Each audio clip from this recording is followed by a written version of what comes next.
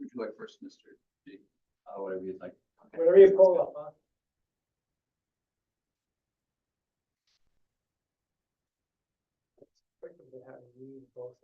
Okay.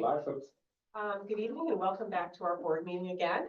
We have a presentation this evening and Mr. Brendan Gilpin is going to present this evening on community schools and our reinstatement of our driver education program. So welcome, Brendan. Thank you. Thank you.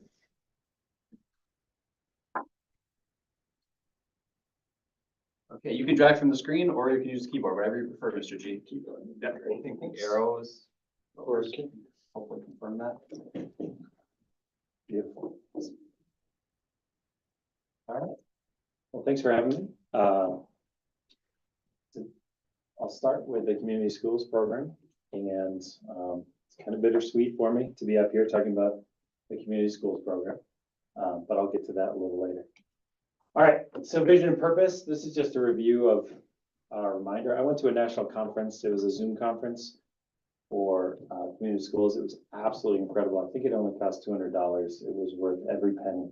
And these two slides were taken from that. So vision and purpose of building a hub of opportunity for all students, connecting school, families, and community, and removing barriers to participation. And right now, I think we're doing a really good job of that, and I hope we continue that as a district and also build upon that. I don't want to insult your intelligence. I know you know what it is, but this was also another slide that I thought was really effective. Partnership-driven model with ORTA, the town, local businesses, EdOp funds, Adirondack Health, NCC, Art Center Lake Placid, and many others, but I didn't list them all there. Expanded learning beyond the school day, after school programs, opportunities outside the classroom, family and community engagement. And again, I think we're doing a great job of this, and a little later I'll explain this a little better. Okay, so I think one of the things that gets mixed up with this position is that people see this position as the wheel of the entire thing, and that's so far from the truth. We already have a community schools program that's robust without the position. The position is really important, but we also have these things that really add and make us a true community school. So the school social worker is huge, and they mentioned that numerous times in the conference that I attended and how important that is. And Jess is amazing, and she does a great job for us. The free lunch program is incredible. I commend you as a board for doing that. I think it's a great program, and I hope we continue that if we can.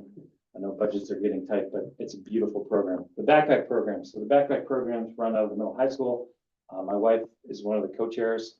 Connie Haymaker, Brandon Bosworth, Patty Mayberry. It's a co-initiative between the CSEA and the LPEA. It was started by LPEA grant about 7 years ago. There's a $5,000 grant that got up and running, and now it's booming, and it's really effective and a wonderful program. Free musicals and plays and sporting events. That's been a wonderful gift to our school. I think it breaks down barriers. School provided instruments, that's one that we don't think about, but I have a lot of nieces and nephews in a lot of districts, and they have to buy their own instruments. And you know, you're talking about a trumpet that costs $700. It's beautiful that we provide instruments for our kids free of charge and get them involved. Community scholarships. It's one of my most favorite nights of the year working here. How much money we give away as a community is astounding. Senior projects, getting kids out in the community, doing things. That's all about community schools. Community service requirement for students. That's a community school. After school program. It's not run by us, but that program is a vital program that adds so much to our community. And then numerous clubs and activities that you allow and that you as a board have us do. It's incredible. And then universal pre-K is extraordinary. Many community school programs fight for these things. We already have them. So, you know, sometimes I think it gets lost. We've already done so much good for this program that people forget, and they think of, you know, this person is community schools. This is community schools, right? This is what we're doing, and you're doing, and thank you. This is a slide that I took from the national conference. It's really important that I think as we move forward with this position and this idea of trying to make and continue Lake Placid as a community school, that we really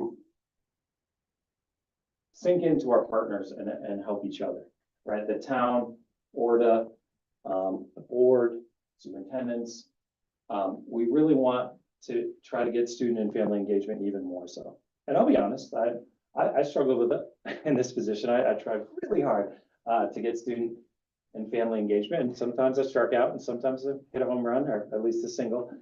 So it's really important that as we move forward, I apologize for the spelling error, providing, that's ridiculous, I'm an English teacher, but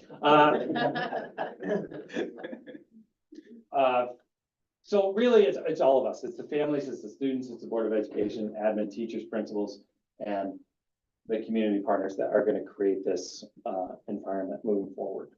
And then it's all about expanded and enriched learning opportunities, and we've been doing that. So, all right, what do we keep doing this year from previous years? Expanded learning and enrichment. Last summer, we did the summer camps again, which are wonderful. We were talking about them today in a meeting about continuing those. We did kindergarten camp, tech camp, kindergarten, or I already said that, a tech camp and a STEM camp and a sports camp, and kids love the sports camp. We've already had students talk about how they can't wait to do the sports camp next year. Adaptive skating program is a wonderful program. Regent Catania was able to visit it, and the regents and the state was commenting what a special program it is, and with our partnership with ORDA, getting those kids on the ice was incredible. And staycations during major breaks. Community classes, we continued this year, and then the Halloween dance was basically a community schools run event. Bruce did a little bit, but we did a lot. Leadership and career kept going. Keith Clark in his new position, going back to the classroom, he spearheaded the JAG program, but we kept that going. And then educationally, field trips, and we did our college trip to Albany. So here's some pictures from the summer camps, adult ed programs, some wreath making, pottery classes, and pie making. And there were other adult classes, and there still will be more adult classes this year to round out the year. The EdUp college trip. So the EdUp college trip is paid for by EdUp, wonderful partner with us, but it's run by community schools. So when Keith was in this position, he ran it, and this year I ran the trip to Albany. Wonderful, wonderful trip. I wish we could do to a year, and I think we should look at doing that. So staycation, this was what was sent out for the winter staycation. We offered many things. Unfortunately, some of the activities were not taken advantage of fully, but the plan was to have activities for kids for the whole break. What was new? This year I tried to get a homecoming week going. It works pretty well. We had some food trucks at the sporting events. We had a homecoming dance that kids actually danced at, and in this district, that's pretty amazing. There were 100 kids that showed up to the homecoming dance, so that was pretty awesome. Halloween, another spelling error. Good God, fire me now. Halloween floats we did with the town, and that was really fun. And I hope we continue that moving forward. Community concert still to come. That's going to be in about a month and a half. Health and wellness. We had a partnership with Adirondack Health that was really incredible.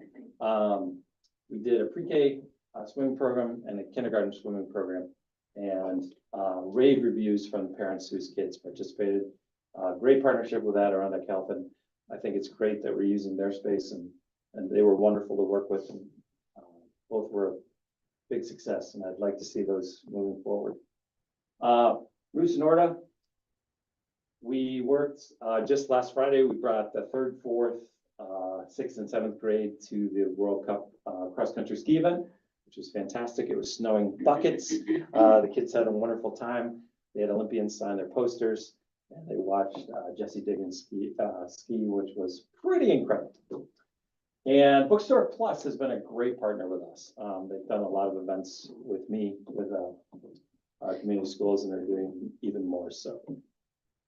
And family and student engagement, we had parent days at the elementary school. There's still one more to come. We did lunch with your child, and that was a wild success. People loved that. And then we did sliding and hot cocoa during their recess, and we love that. And we're going to come up with another one for the spring to get parents into the school. And that's one of the things with community schools. It's about making the school a hub. And I'll be honest, I think in Lake Placid, we're in a unique area where not at, compared to other small towns, our school is actually not the hub of the community. And that's nothing against us, it's nothing against teachers or the board or anybody, but we just live in a town that's pretty unique and it has a lot of things going on. The school is not necessarily the hub. And I think as we move forward, I don't think we should beat ourselves up about that, but I think any chance or opportunity we can take to move us closer to becoming the hub is a win. I'll be honest, when I about halfway through the year, I was beating myself up pretty bad because I felt like I was failing in terms of getting the school to be the hub. And then you just have to look at it realistically. You know, the musical was this weekend. It was wonderful. If you got a chance to see it, kids did really well. But we also had a World Cup ski event with Jesse Diggins, the most famous American skier, and we had the ECAC hockey championships, both incredible. The musical was not, you know, that's not the high point of the community on that weekend, right? So if we, for example, Mr. Seymour's previous district or a couple districts ago, Chateauguay, if the musical was that weekend, that would be the high point of the weekend for the whole town. So I don't think we can change where we are, and I'm also very thankful that we're here. I went to both those events, so it's incredible to live here. But as we move forward, we have to think about how we can incorporate more and more the school being the hub of the community. That was pumpkin night. That was fun. The Drive Red, I'll speak about that in a second. But Drive Red team, we drove up, we got pumpkins, we drove back to the schools, great night. Silent Book Club was with Origin Coffee and the Bookstore Plus. And then lunch with a loved one I mentioned previously. At the beginning of the year, we had Blue Bomber Day. Dignitaries like Supervisor Preston came in, and we had some other people come in and read to the kids. That was a wonderful kickoff to the year. And then sip and slay. And Mr. Seymour tried hard to cancel. Just kidding. It was a snow day. I planned our early release around that, Mr. Goff. I appreciate that. Had to be priority. Thank you. This was the series of events for the homecoming week that I discussed previously. I'll just tell you the truth. The Blue Bomber Passport was a bit of a bust. I tried, but we had some kids participate, and it did bring recognition to the idea that kids should be going to the games and supporting each other. Learned a swim course. Really proud of that, and I think moving forward we need to keep that going. Wonderful community partners. I didn't name everybody, but that's just a group that have been amazing for us and to us. Okay, so student impact, hands-on learning beyond the classroom, increased opportunities for kids, increased engagement and confidence because we're giving them opportunities to do things, enhanced community and school pride. I think that's really important. I think sometimes I love this district, and I've been here for 22 years. We do a lot of incredible things. My parents were both educators, and I talk to them fairly often, and I tell them what's going on in our district, and they're always like, what? It's incredible. Like senior dinner, you know, before Christmas, where we have dinner. Those things, I think sometimes we take them for granted big time here. We do a lot of special things, and I think any way we can get kids to realize what a special place our school is worth it. Real world experiences through the JACK program and seeing teachers outside the classroom doing other activities, and then seeing that they're a part of a community. And it's not just a school, but we're a part of the community. Community impact, stronger school community relationships. Working with Oregon has been wonderful. They've worked well with us and given us a lot of opportunities. Roots has worked with us.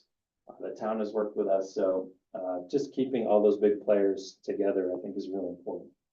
Increased family engagement, getting those parents on those visit days in the elementary, I think, was really important. And even the adult classes brings people into our school. Positive feedback, I got some, so that was good. More people in the buildings, and I think that needs to be worked on even more. I think there are opportunities to open our buildings even more. And I know that's not controversial, but I know that people are on both sides of that fence. Do we necessarily want people in? But I think if we can provide opportunities, I think it's really important, whether it's pickleball, whether it's basketball, open gym, whether it's art classes, more adult ed classes. I think it's really important to let people feel welcome and know that they're a part of this community, even when they don't have kids. Getting adults that don't have kids into the building, I think, is super important. So that's kind of the upfront part. This is the behind the scenes part. Planning and logistics takes a long time. Thinking of new ideas is wonderful and fun, but it's also difficult. Communication with partners. Tomorrow I have a meeting with the Outing Club to discuss an opportunity for our sixth graders next year. So a lot of meetings is a part of this job, and meeting with community partners is important. And I do that a lot. Student support, working together with social worker to get kids what they need. That's kind of behind the scenes. So if Jess needs something, if a kid needs a brace or a pair of boots or a coat, something they can't afford, she'll contact me and I'll go to Thrive and Thrift, or I'll go to the store and buy them that. But that's kind of, people don't really know about that, but that's part of this position as well. Do things like that. I get a lot of satisfaction and feel very thankful to have this job when I'm able to do those things for kids. But nobody hears about it, but that's okay. So moving forward, expand partnerships and programs. Mr. Seymour and I tried desperately this year to get a dental partner. We're still trying, but we want to try to get kids sealants. We want to try to get kids to see a dentist that can afford it. Saranac Lake does it. They have a little bit more money than we do with their community schools, but they send a bus down to Clifton Park with kids for dental care. So we're trying on the dental front. Also health. Hudson Headwaters is very interested in partnering more and more with us for student health outcomes and student health programs. So we're working on that, and I'm going to continue to work on that through the spring to set that up for next year. And they also have money that they're willing to give us for the program. So that would be wonderful. And then North Country Community College is really interested in providing even more opportunities for bridge courses on different things in our district, including a senior project, senior seminar course, and lifeguarding, and some other programs that we think would be very beneficial for our kids. So another thing that this program could do is more leadership opportunities and internships. And we talk about this, and we continue to talk about the JACK program actually becoming more of a junior and senior program as well. Seniors sometimes have idle time, and if we could work out a work release program where seniors could leave during their study hall and a program to get out there into the community schools, get into the community, that would be wonderful. So we're going to continue to work on that. Grow our summer and after school offerings as well, but not reinventing the wheel, because we already have some wonderful after school programs. Bring more people in for ideas and ownership. I think that's going to be really important for the next person in this position. I wish I was doing it on another year or 2 or 3, but getting more people involved, I think, is really important. And then start to truly define what it means to be a community school. They said that multiple times in the conference that I went to. Every school is different. You know, Saranac Lake and Lake Placid share many similarities, but we're also very different. And what is our community schools program? How can we define it in a way that it can be long lasting and continue to we can reap the benefits from it? And then not reinventing the wheel. I learned this a little late in my curve. There's a lot of stuff that our community already does, and sometimes I tried to reinvent the wheel, and that's not the smartest. So this spring break, for example, the Art Center Lake Placid is offering many things for children to do. And I can just push that out and kids can sign up for them. And it's a win-win because it drives people to the Art Center, but also it provides programming for us. So any kid who does an Art Center Lake Placid program this spring break, that's going to be covered by a grant that I applied for from EdOp. So if a kid goes to a painting program and it costs $25, then he's paid for it or she's paid for it. That's all set. Thank you. Thank you for this opportunity. Why am I leaving? I think that's kind of important that I address that. I'm not leaving because I don't think this position is vitally important. I'm not leaving because I didn't enjoy this. I enjoyed this job immensely. After 22 years of teaching, this job was different. It was challenging, reinvigorated me. I'm looking forward to getting back into the classroom. The reason I'm leaving is because my good friend and colleague, Angie Carliso, is leaving, and I don't think it makes a lot of sense for me to be community schools for 2 more years or 1 more year, and then you have to let an English teacher go. So it's a natural fit for me to go back into the classroom, but in no way is it because I don't love this program. I was on a committee about 10 years ago through NYSA looking at community schools programs, and I was one of the local voices saying that we should get it here. So I don't want my resignation to look like I'm leaving because it's not important. And thank you. So I'm open for any questions about community schools. Thank you, Brendan. I'm going to say that this, just to look at the overview of everything that, you know, Keith and you have been accomplishing over this last 4 or 5 years is amazing. I will say that the one thing that really hits to me were the swim lessons for the pre-K and the kindergarten students. I think that's probably one of the most important initiatives that we've done recently, is because it is an important issue in our community with the amount of lakes, streams, you know, whatever, and so many children that don't have access to swim lessons. And I am so appreciative of that, and I definitely hope that we're able to continue that and even increase that in the future. But it's a great program, a lot of wonderful things, and a lot of irons in the fire in different places. But I also think it's going to be amazing that you're going back to the English classroom. Thanks. So thank you so much. And just one aside too, Mr. Gotham. So one of the neat things about this program has been that it has risen the engagement in other existing programs that have been there. And so like just anecdotally, like our after school program at the elementary is amazing. They service so many families, and I think right now they're at Cornell doing a maple sugaring exercise. And then they have all these different field trips to the Wild Center and skating lessons. So many of these new opportunities have been born out through the relationship at community schools. So it's like enhanced what we already have, which I just think is so cool. So we're really raising the stock of our programs beyond community schools. And I think this year you mentioned, Brendan, that, and I've heard this from many young families, that the doors of the elementary school seem more welcoming and more open now because of the things that you're bringing in to allow the families to come in, that they don't feel that they're just dropping their child off at the circle in the morning and picking them up and not really, you know, being engaged in the school. So I think that has improved a lot this year. So again, thank you. Yeah, to echo, listen, we've talked before, and for you to sit here and say that your efforts don't go unnoticed, they do. They are very 100% noticed, and you do an amazing job. And my kids come home all the time and say how much they love being around you and all the stuff you do. So, and by the way, stop doing the pottery classes because I have enough pottery in my house. Okay, sounds good. But again, thank you for everything you've done. Thanks. So, appreciate it. And a huge thank you to Keith Clark.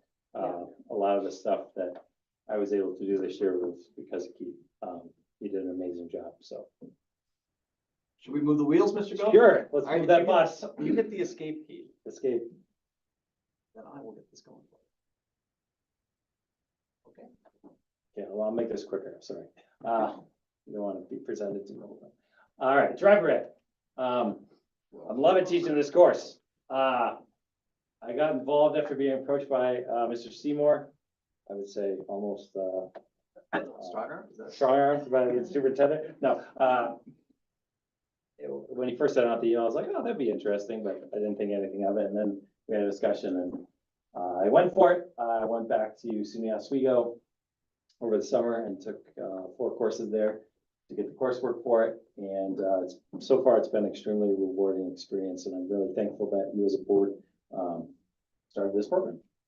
So why do we take driver education? You can get your full license early, all right? So students who are 17 can get full licensure as opposed to 18 if you don't take it. But more importantly, to become safer and more confident drivers. They can skip extra requirements like the 5-hour course. And there's a potential insurance savings. Some insurance companies actually don't offer huge savings for driver ed, which is really unfortunate, but they do offer some. Grades are also important for insurance. I just found out if you have above an 85 average, I think a lot of insurance companies give $300 to $500 off insurance. So that's great. You know, driving is a dangerous endeavor that we don't really think about. So it's really important that we're creating safer drivers out there. So when students take driver ed, they're able to get their full license at 17 and no junior restrictions. They can drive at night and they can carry passengers. Skip the 5-hour course. Insurance benefits. Okay, so the course is very regimented by the state, and you have to keep meticulous records. They must have 24 hours of classroom instruction, and they must have 24 hours of in-car instruction, 18 hours. They need to be in the car, and 6 hours they have to drive. In the first semester, we had 9 kids. It was amazing. It was difficult to get the hours. We did some trips outside of school, and we did a lot of after-school driving, which was great and fun. But the 24 hours in a car is a lot. It's a lot. I see you often, Brendan, as I'm waving at you. Yeah, I saw you today. So the main things that are stressed in this course is the defensive driving, hazard perception, and real world conditions. And so we drive in the snow. I had to be asked how many times this year, are you driving today? Do you know it's snowing? Like, well, people do drive in the snow. So we do drive in the snow, and we drive when conditions aren't perfect to give them real world experience. So. Are you on blood pressure medication after those snowy drives? No comment. Not snowy, just regular. Snowy's better. So far, last semester we had 9 students. This semester we only had 5. There were some scheduling conflicts this semester, and plus with my job, we could only offer it in the morning, but hopefully next year I'll be able to offer a course in the morning and the afternoon. If we go larger than 5 students per lab session, it's just going to involve driving outside of school, driving during study halls, driving after school, which is fine. I'm okay with that. But 9 students, it was a lot to get through with our schedule without a lab, a specific defined lab like a science class. The 5 students this semester, they'll easily make the 24 hours. Smaller groups is wonderful though, because then every kid is in the car almost every day. So looking ahead, there's potential for expansion with the 2 classes. Hopefully that can happen next year with 2 periods. And then also looking not this summer, but maybe next year, we could offer in the summer again as well. During the summer, I think would be ideal as well. There's a state law that's really wonky. If you haven't turned 16 by the time the semester starts, you can't take the course, which is really disappointing. So any, junior next year who has a birthday September, October, November, they can't take the fall semester. Yeah, kind of a bummer. So I think if we did summer, that would provide more opportunity, moving forward. There we go. Well, this, Brendan, is another topic that is near and dear to me, that we brought driver ed back because it was Jillian and Alexa that they stopped driver ed before they graduated, maybe a year or two prior. And it's just such an important thing. And the other topic that I brought up at our last meeting, and I'm not sure if it will be under your tutelage or not, or if torch will be passed, the mock crash event to be held on the Oval.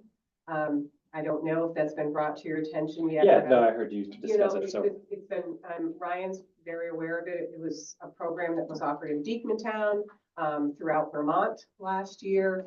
And it really brings attention to, things that happen, accidents happen, you're on your cell phone, you're distracted or whatever. And it really, I think, hits home for students rather than just seeing a wrecked vehicle sitting on the Oval that they can walk by. They're actually going to see a reenactment of an actual accident, maybe involving, their peers. I'd be happy to look into that and organize that through class. I think that would be well worth it. Not even community schools, I think just through driver education class. That'd Yeah, be it's perfect. been very well received wherever they've held it, and Ryan has contacts. I know that, Okay. Definitely. he has contacts for this person that actually coordinates the program. And because you're also drama, you need 10 or 12 students to participate Oh, as boy. actors Okay, in there we it. go. So it could be like an excellent program. Excellent. And I'm hoping that at some point that comes to fruition in our district. Absolutely. I'll follow up and get that information. We can. Okay, thanks, Brendan. work on Again, that. a great program, and I think that as a district, it's such an important component to come back for our students into our district. So I'm very appreciative of it. And to quarterback on what Colleen just said, I will CC you in the email to the gentleman that we're gonna set up a Teams meeting with. So that Okay, you great. have contact with him as well. He runs the Project Prom in Clinton County. Awesome. And then part two to my question, you're gonna have one of mine next year, Yeah. the fall semester. Yeah. With ADHD, bring a helmet. And when she turns, she looks, and I don't know where she gets it from, but bring a helmet. It was funny today, Brendan, when we saw you going around Mirror Lake, I was walking with Jillian.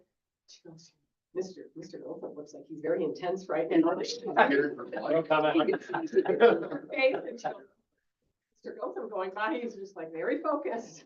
I was very focused. I'm sure you were, Thank you again for all but your. thank you, I appreciate it. Thank you for the opportunity, and the van is wonderful. It's great. I think the van is so much better than a car. Yeah. It really works out better. Kids are comfortable and safe, and it's a great It's awesome. opportunity. Very, very appreciative. Well, Mr. G, thank you. And we're not saying goodbye. We're just No. saying, looking forward to Yeah, seeing you at the end of You're the not getting year rid of in me, so your old role. thank you. Appreciate all you do. Thanks. Great, thanks, you. Brendan. Thank you.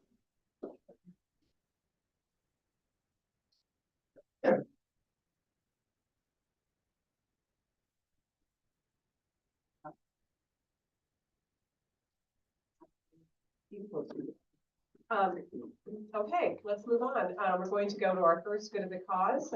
Is there anyone in our audience this evening that would like to speak? Karen, anyone online? There is no information for the public. There is currently nothing there. So we will move into our report section, and Mr. Dana and the budget performance report is up first.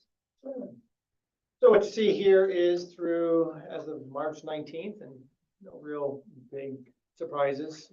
Expenditures are up about 4.6% overall from last year. Again, when you look through these are all well on track in terms of where we typically would be at this time of year, year in, year out. So we're trending, very, very nicely with our expenditures. Same as our revenue. When you look down below, about 1%. At this time, as I said, lots of times you can look at it today and then tomorrow that 1% becomes 3%. It really depends on when I run the report. So, but most of our revenues in at this point, we only get about a little less than 12% remaining revenue. And most of that is is coming from the state and our appropriated fund balance. We wait for that to the very end to see how much we need to actually use of that. So that's why we wait, just put it in there because, depending on the year, we might not have to use any of it, so. We build the budget accordingly, and then it all depends on how much we expend and what other additional revenue comes in from other sources. And you can see that there's some areas that we've increased by a lot that, improves, takes away what we need to use from the fund balance. So. Anyways, questions on where we stand?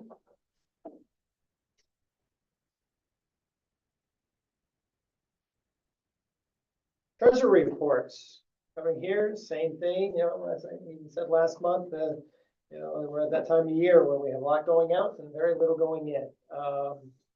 We really won't see, hit our state aid really starts to kick in more so April and May is when we start seeing the end, and really, state aid will go right until the summer. So that's why, but that's our trends. We collect most of our revenue at the beginning of the year and we spend it down. You can still see that we have a considerable amount of funds in our 9-class system, which that's where we're drawing our interest from. When you look at the budget performance report, we're really only about $50,000 off what we budgeted, and that's sitting in mid-March. So we will exceed that revenue line just in a matter of months. So, which is a good thing. Again, it goes back to the more we can bring in from other areas, the less we have to take from our appropriated fund balance. But Treasury report is looking pretty good. No real big changes there either. So, questions on the report?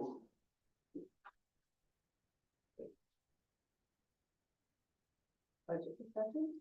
Yeah, we put that up just so because we're not doing the budget workshop. And the reason we're not doing that is nothing really has changed in the last 2 weeks. It's still set at the 24,600,000.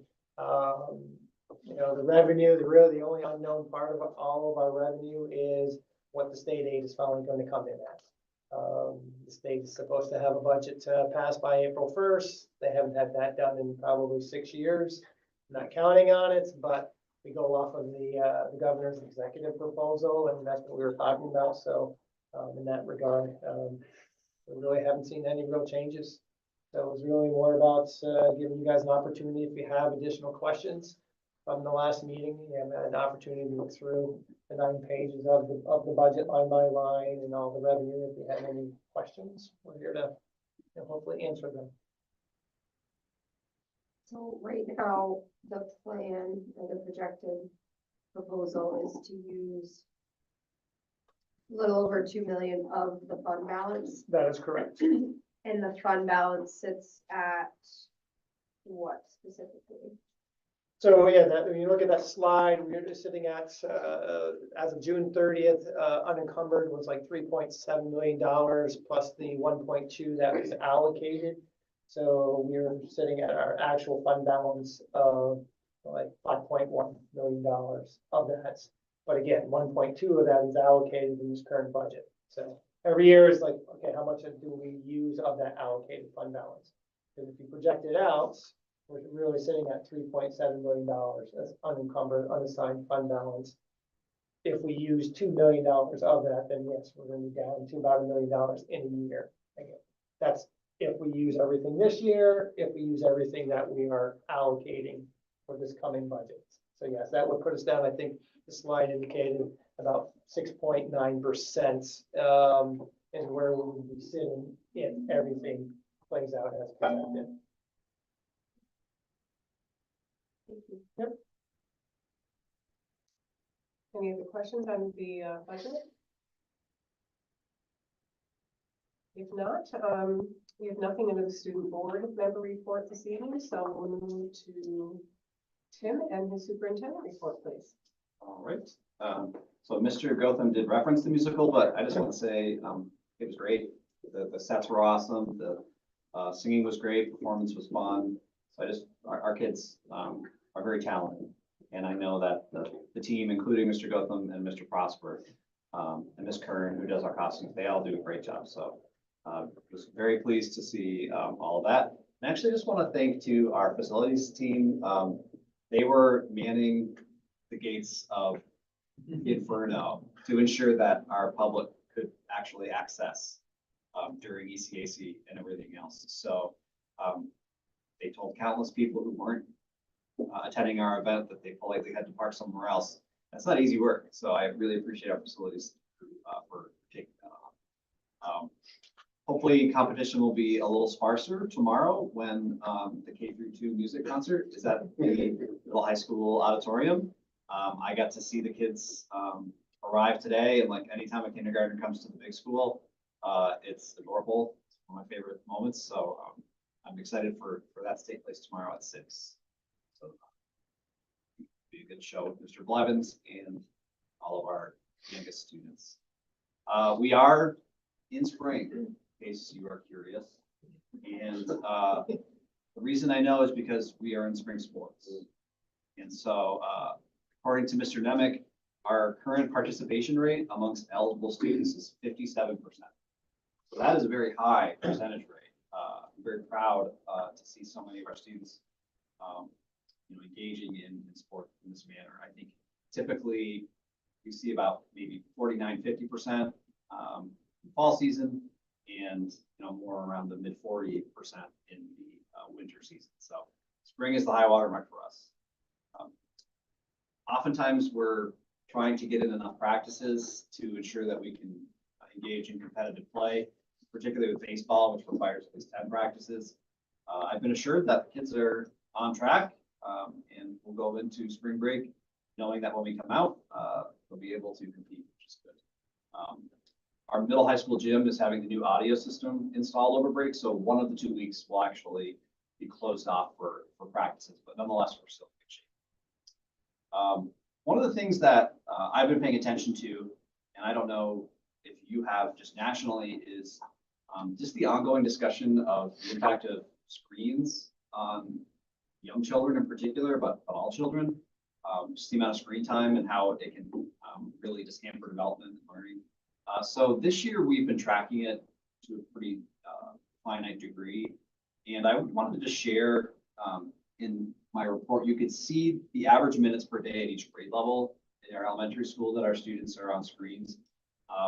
So kindergarten, first grade, 14 minutes a day, second grade, 6 minutes a day. And then as the expectations start to increase, particularly around grades 4 and 5 with newspaper club and news article research, we go third grade, 32 minutes a day, fourth, 28 minutes a day, and fifth grade, 39 minutes a day. So those are well below the daily averages that the research suggests that students should be exposed to. But we're also adding into whatever the home environment is on top of that. So trying to be mindful of that as we're looking at how we're providing the STEM learning for our kids. One of the things that we are exploring right now that I'm very excited about is a partnership with LEGO Education. So they have a new computer science and AI classroom curriculum for students in grades K through 8. And I had a chance to sample one of the classroom kits. They're really cool. You do a traditional Lego build, and it's groups of 4. So there's 4 different colored Lego men. And then each computer screen, once you build it, they use AI to let it interface with the computer. And it covers all of the computer literacy skills that are required in the standards. So we're looking pretty closely at that for implementation for next year. As a devoted Lego head dad, I'm excited to see that we move in that direction. I did reference the mock crash. So I have had a chance to talk to Mr. Gotham about that and the admin team. So he's reaching out to a couple different neighboring schools to see what we're doing. Once we get all the plans, we'll run it through the mental health team for their read on it, and then should report back to you more information on that. This is all about planning this time of year for the following year. So I just included some information for your reference. After our future planning process with all of our departments, I gathered all of the different professional development requests that each of the departments put forth. So you can just see, if you click on that cross section of topics that different departments find to be of importance. So it's, I think, validating to see that the department structure and time that we have in place allows teams to go in their particular content areas. Without that, you're really one size fits all for professional development for everyone. And it's not always impactful. So that's just something that'll factor into our planning.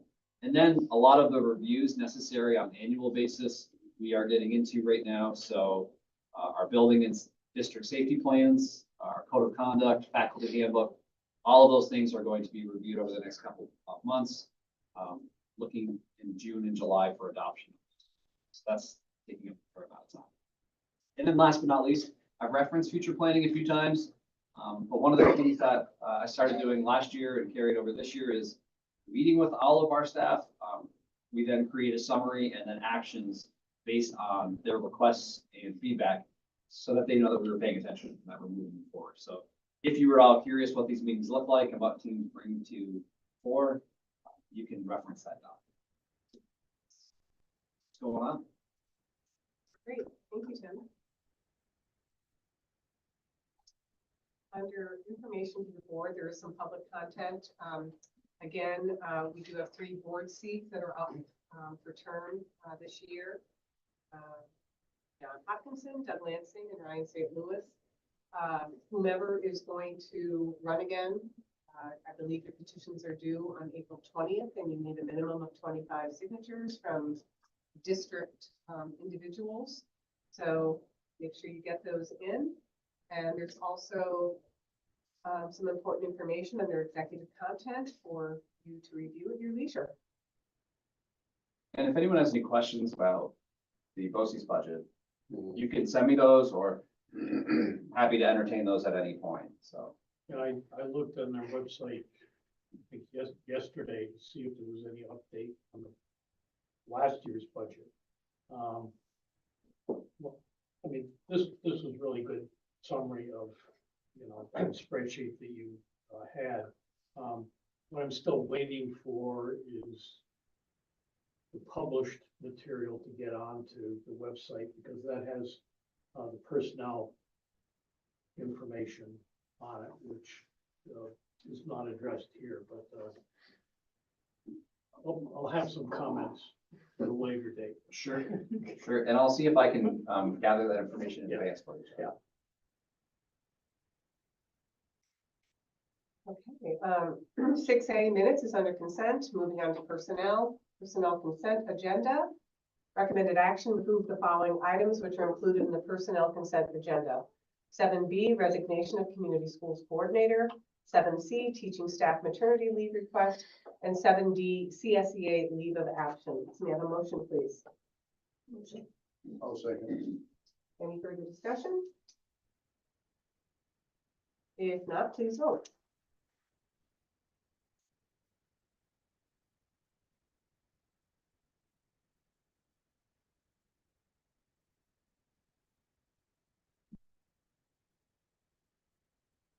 Seven yes.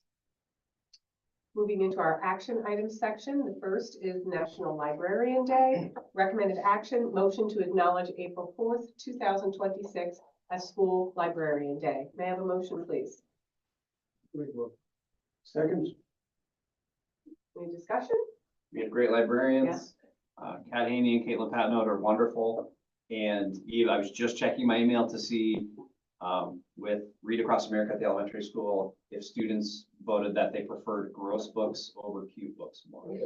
And I think We All Poop was leading in that arena. So I think that speaks more to the gross, I hope. But so yeah, suffice to say, they do a million things to keep kids excited about reading. So we appreciate it. 7 yes. Action item B and C are under consent. Recognition of scholar athletes.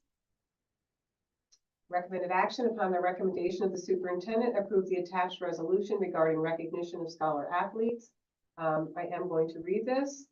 Whereas the New York State Public High School Athletic Association recognizes individual athletes and high school athletic teams for outstanding performance, both academically and athletically, by awarding designation as scholar athletes and scholar athlete teams, respectively. And Whereas Lake Placid High School athletic teams have received Scholar Athlete Team Awards and athletes have been designated as Scholar Athletes, meaning that the teams and individual students respectively have excelled both on the field and in the classroom.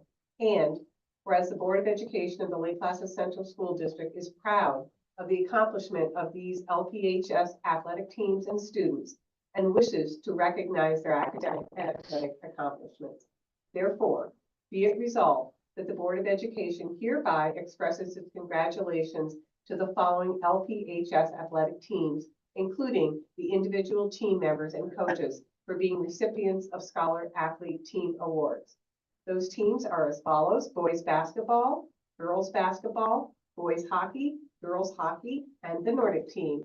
And be it further resolved that the Board of Education hereby expresses its congratulations to the LPHS student athletes for meeting the rigorous standards established to achieve Scholar Athlete status. May I have a motion, please? A second. Any other discussion? I would just like to say we do a really good job of this. The kids and the teachers work really hard, and that's a huge award. Being a student athlete, the only reason I was passing high school is because I could play hockey. So, you know, this is awesome. So again, this is like the third year in a row, I think. Been on the board for 3 years, and every year it's a definite accolade, which is awesome. And the criteria is, so Stiff. three quarters of the team has to have an average of 90 or above, so Yeah. it's, yeah, it's excellent. And many thanks to the coaches as well, as the teachers, so they go hand in hand. E and F are both under consent. Well, Oh, I'm sorry.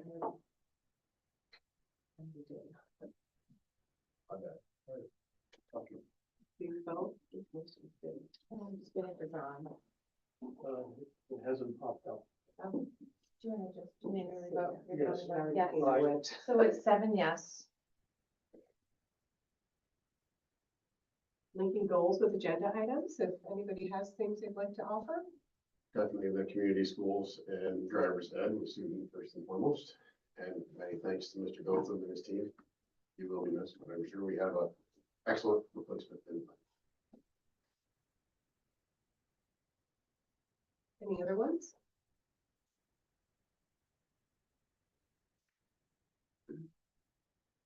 And we do have the list again, if anybody needs access to it. You know, obviously finance was the brief report that we had again from Dana. Tim gave us an update on technology uses at the elementary school. And if anyone has anything else that comes up later, feel free to let Karen know. Going on to our second good of the cause. Anybody have anything interesting that's come up in the interim? No emails. Okay. So we will move into our adjournment phase. Our next meeting is April 21st. It will begin at 4:30 with our budget workshop. And then early May, we have one in Wilmington. Any old agenda topics? I have a question because Dana was talking about before about the bus vote down or whatever. Has the school done a study? I know we don't want to do the electric buses, but has the school ever finished or done a study for what the requirements for electric would be at the bus garage? Yes, so we've had the electrification study waiting on the final reports. We had the executive summary and they gave it to us. You, 5-6 so I'm months ago. talking now from Village Electric, because we're getting ready to do a circuit and load study of our substations. Because of a development that's coming into town, that's gonna, basically, we're gonna have to rebuild a substation. So, Again, yeah, so what they're trying to do is they're trying to plan for, build out for like a 30-year thing. So the school might be part of that build out. So I'm wondering if, You can get your copy of that. okay, that's what. Yeah, we don't have the final report. We're still Yeah. waiting because CPL is who did it for us, the consultant. They probably met with you guys or Yeah. at least reached out to get I just information from you. didn't know if they gave any, They gave me like No, no. a 2-page summary and because they have to send it to the state Okay. for them to edit it and to get it back. we're trying to do it and plan it out so that Yeah, it's so big enough to, I can find in out. case, Yep. in case, Brian, in case.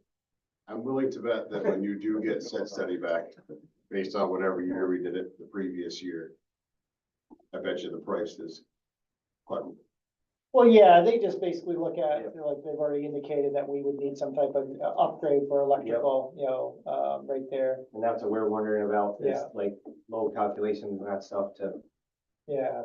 The Which- study looks at, like, okay, the best time to charge and the type of chargers we could get based off of when is the best time to charge. Do we want the quick chargers along, all that? Okay. So, yeah, so still waiting on that final, but yes, we need that in place. We have to say that we have that so that when we apply for the 2-year waiver come July, yeah, that's one of the things that we need to show that, yes, we had this and we're in no position, you know, the community's in no position to implement anything, tomorrow type of deal. I mean, that if anybody got their electric bill recently, the financial with the electric bill, I don't know, taxpayer would be astronomical. And again, not willing to sit here and say, yeah, we're gonna buy buses and make the taxpayers put any more money than they already do. Yes, it's so reasonable. I don't think we're in a better situation either way, Mr. Seaver, to be honest with you. Yeah. It's just hard because they, you know, you look at all the, and I don't wanna pick old wounds, but you look at all the studies, you look at all the incidents that happen with electric buses, and then you factor in the fact that we are a small community and we run on a small budget, and I'll say if anybody got their electric bill last month, think about that times two with electric bus being charged. We'll see what happens in the future. If leadership changes and the rules change. Or 11 maybe it'll buses. just be a moot Not gonna point. charge. Mostly Humanity. curious who's gonna actually work on it. The Well, company. that is right. That's the other thing is right. Obviously, our one mechanic would have to go and get trained on that. Yes, that's a whole different aspect of it. And even still, anything moving forward, it's a capital project. It's gotta go through state ed because all the charging stations that have to be implemented, all that has to be considered a capital project. Right. That will, push it out a year and a half at least.